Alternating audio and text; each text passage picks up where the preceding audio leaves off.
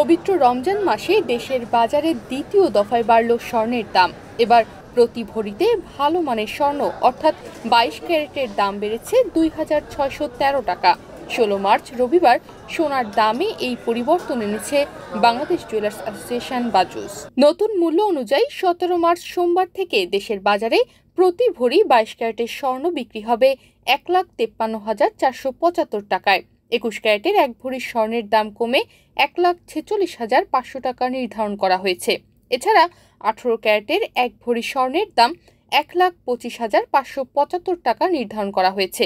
আর সনাতন পদ্ধতির এক ভরি স্বর্ণের দাম 1,03,471 টাকা করা হয়েছে। রবিবার বাংলাদেশ জুয়েলার্স অ্যাসোসিয়েশন বাজুস এক সংবাদ বিজ্ঞপ্তিতে স্বর্ণের নতুন এই দামের তথ্য জানায়। বিজ্ঞপ্তিতে বলা হয়, স্থানীয় বাজারে তেজাবি স্বর্ণের বা পিওর গোল্ডের মূল্য বৃদ্ধি পেয়েছে, সে কারণে স্বর্ণের দাম সমন্বয়ের সিদ্ধান্ত নিয়েছে বাজুস।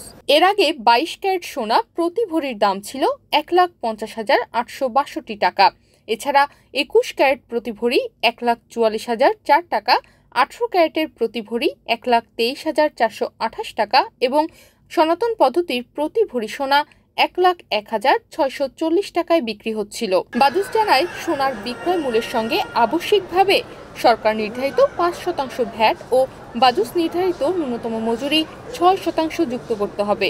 তবে গহনার ডিজাইন ও মান ভেদে মজুরির তারতম্য হতে পারে। তনিমা রহমান, বাংলাদেশ প্রতিদিন।